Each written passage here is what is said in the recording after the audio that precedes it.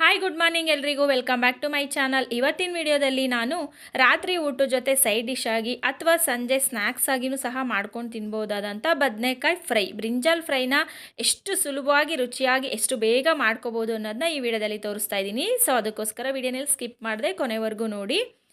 ಈ ಬದನೆಕಾಯಿ ಫ್ರೈ ಮಾಡ್ಕೊಳ್ಳೋದಕ್ಕೆ ನಾನು 2 ದೊಡ್ಡದು ಬದನೆಕಾಯಿ ತೊಗೊಂಡಿದ್ದೀನಿ. ಎಷ್ಟು ಸಾಧ್ಯನೋ ಅಷ್ಟು ದಪ್ಪ ಗಾತ್ರದ ಬದನೆಕಾಯಿನ ತೊಗೊಂಡು ನಿಮಗೆ ಎಷ್ಟು ಸಾಧ್ಯ ಆಗುತ್ತೋ ಅಷ್ಟು ತೆಳುವಾಗಿ ಸ್ಲೈಸ್ ಆಗಿ ಈ ಥರ ಕಟ್ ಮಾಡ್ಕೊಳ್ಬೇಕಾಗುತ್ತೆ.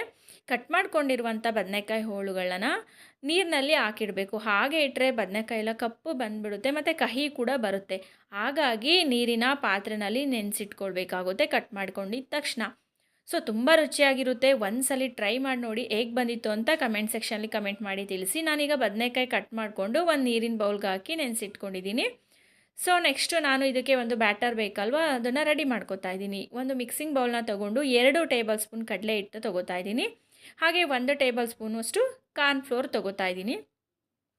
ನೆಕ್ಸ್ಟು ನಾನು ಇದಕ್ಕೆ 1 ಟೀ ಸ್ಪೂನಷ್ಟು ಅಚ್ಚ ಖಾರದ ಪುಡಿ ತೊಗೋತಾ ಇದ್ದೀನಿ. ನೀವು ಕಲರ್ ಬೇಕು ಅಂದರೆ ಕಾಶ್ಮೀರಿ ಚಿಲ್ಲಿ ಪೌಡರ್ ಸಹ ಯೂಸ್ ಮಾಡ್ಕೋಬೋದು. ಒಂದು ಅರ್ಧ ಟೀ ಸ್ಪೂನಷ್ಟು ಜೀರಿಗೆ, 1 ಟೀ ಸ್ಪೂನಷ್ಟು ಕಸ್ತೂರಿ ಮೇಥಿ, ಹಾಗೆ ಚಿಕನ್ ಮಸಾಲ, ಮಟನ್ ಮಸಾಲೆ, ಗರಂ ಮಸಾಲ ಇದಿಷ್ಟನ್ನು 1 ಟೀ ಸ್ಪೂನಷ್ಟು ತೊಗೊಂಡಿದ್ದೀನಿ ನಾನು.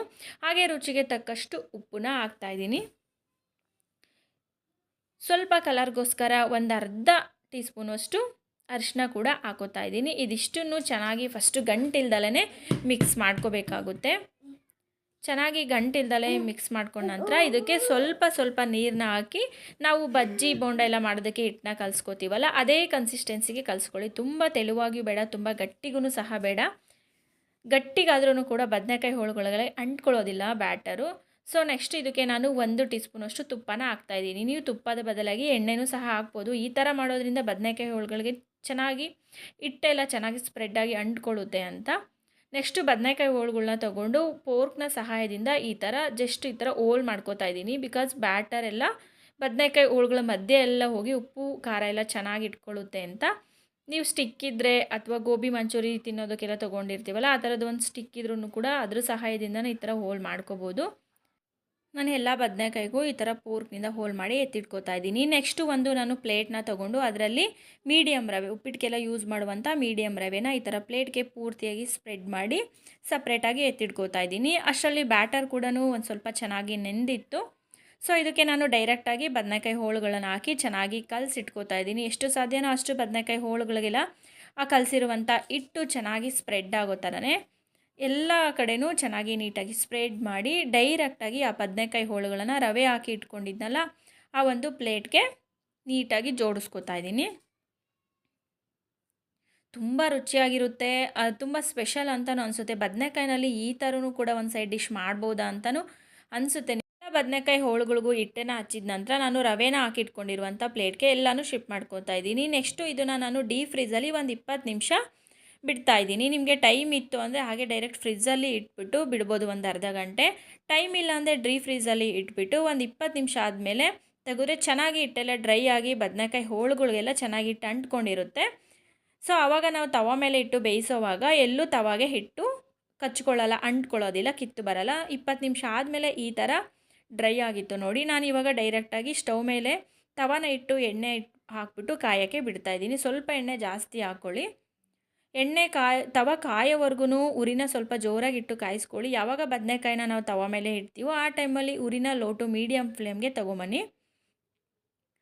ತವ ಎಲ್ಲ ಕಾದಿತ್ತು. ಇವಾಗ ನಾನು ಬದನೆಕಾಯಿನ ತವ ಮೇಲೆ ಹಾಕೋತಾ ಇದ್ದೀನಿ. ರವೆಯ ಭಾಗ ತವ ಮೇಲೆ ಬರೋ ಥರನೇ ಹಾಕ್ಕೊಳ್ಳಿ. ರವೆ ಇರುತ್ತಲ್ಲ ಪ್ಲೇಟ್ಗೆ ಹಚ್ಚಿದ್ದು, ಸೊ ಈ ಥರ ತೆಗೆದು ರವೆಯ ಭಾಗ, ರವೆ ಯಾವ ಕಡೆ ಇರುತ್ತೋ ಅದು ಡೈರೆಕ್ಟು ತವ ಮೇಲೆ ಬರೋ ಥರ ಹಾಕ್ಕೊಳ್ಳಿ. ಆವಾಗ ಚೆನ್ನಾಗಿ ಬೆಂದ್ಕೊಂಡು ಹಿಟ್ಟೆಲ್ಲ ಚೆನ್ನಾಗಿ ಇಟ್ಕೊಳ್ಳುತ್ತೆ. ಉರಿನ ಈಗ ಲೋ ಟು ಮೀಡಿಯಮ್ ಫ್ಲೇಮಲ್ಲೇ ಇಟ್ಕೊಂಡು ಬೇಯಿಸ್ಕೊಳ್ಳಿ. ಬದನೆಕಾಯಿ ಎಲ್ಲ ಹಾಕಿದ ನಂತರ ಅದ್ರ ಮೇಲೆ ಕೂಡ 1 ಡ್ರಾಪ್ ಅಷ್ಟು ಎಣ್ಣೆನ ಹಾಕ್ಕೊಂಡ್ರೆ ತುಂಬ ಚೆನ್ನಾಗಿ ಬೇಯುತ್ತೆ. ಜಾಸ್ತಿ ಎಣ್ಣೆ ಬೇಕಾಗಲ್ಲ, ಜಸ್ಟ್ 1 ಡ್ರಾಪ್ ಅಷ್ಟು ಈ ಥರ ಎಣ್ಣೆನ ಸ್ಪ್ರೆಡ್ ಮಾಡಿಕೊಂಡ್ರೆ ಸಾಕು. ಒಂದು 10 ನಿಮಿಷ ಈ ಥರ ಬೇಯಿಸ್ಕೊಳ್ಳಿ. 10 ನಿಮಿಷಕ್ಕೆ ಒಂದು ಸೈಡು ಚೆನ್ನಾಗಿ ಬೆಂದಿರುತ್ತೆ. 10 ನಿಮಿಷ ಆದಮೇಲೆ ಮತ್ತೆ ಇದನ್ನು ಟರ್ನ್ ಮಾಡಿಕೊಂಡು ಬೇಯಿಸ್ಕೋಬೇಕಾಗುತ್ತೆ. ನೋಡಿ ಎಷ್ಟು ಈಸಿಯಾಗಿ ಎಲ್ಲೂ ಕಿತ್ತು ಬರ್ತಿಲ್ಲ, ಆರಾಮಾಗಿ ಬರ್ತಾಯಿದೆ. ಸ್ವಲ್ಪ ಏನಾದರೂ ಅಂಟ್ಕೊಳ್ತು ಅಂದರೆ ಅದು ಇನ್ನೂ ಚೆನ್ನಾಗಿ ಬೆಂದಿಲ್ಲ ಅಂತ ಅಷ್ಟೇ. ನೋಡಿಕೊಂಡು ಯಾವುದು ಚೆನ್ನಾಗಿ ಬೆಂದಿದೆ ಅದನ್ನು ಟರ್ನ್ ಮಾಡಿಕೊಂಡು ಅದನ್ನು ಇನ್ನೊಂದು 10 ನಿಮಿಷ ಬೇಯಿಸ್ಕೊಂಡ್ರೆ ತುಂಬ ರುಚಿಯಾಗಿರುವಂಥ ಒಂದು ಬದನೆಕಾಯಿ ಫ್ರೈ ರೆಡಿ ಆಗುತ್ತೆ. ಒಳ್ಳೆ ಫಿಶ್ ಫ್ರೈ ತಿಂದಷ್ಟೇ ಫೀಲ್ ಆಗುತ್ತೆ. ಚಿಕನ್ ಮಸಾಲ, ಮಟನ್ ಮಸಾಲ, ಗರಂ ಮಸಾಲನೂ ಹಾಕಿರೋದ್ರಿಂದ ಸ್ವಲ್ಪ ಫಿಶ್ ಫ್ರೈ ತಿಂದಂಗೆ ನಮಗೆ ಫೀಲ್ ಆಗುತ್ತೆ. ಸೊ ನೋಡಿದ್ರಲ್ಲ ಎಷ್ಟು ಈಸಿಯಾಗಿ ಒಂದು ಸೈಡ್ ಡಿಶ್ನ ರೆಡಿ ಮಾಡ್ಕೋಬೋದು ಅಂತ. ಈ ವಿಡಿಯೋ ನಿಮಗೆ ಇಷ್ಟ ಆಗಿದೆ ಅಂತ ಭಾವಿಸ್ತೀನಿ. ಇಷ್ಟ ಆಗಿದರೆ ಲೈಕ್ ಮಾಡಿ, ಹಾಗೆ ನಿಮ್ಮ ಫ್ರೆಂಡ್ಸ್ ಆ್ಯಂಡ್ ಫ್ಯಾಮಿಲಿ ಜೊತೆ ಶೇರ್ ಮಾಡ್ಕೊಳ್ಳಿ.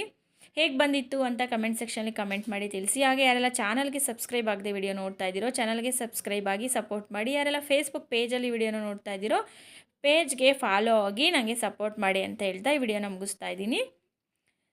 ಸೊ ಮತ್ತೆ ನಾಳೆ ಬೇರೆ ರೆಸಿಪಿ ಜೊತೆ ಬರ್ತೀನಿ.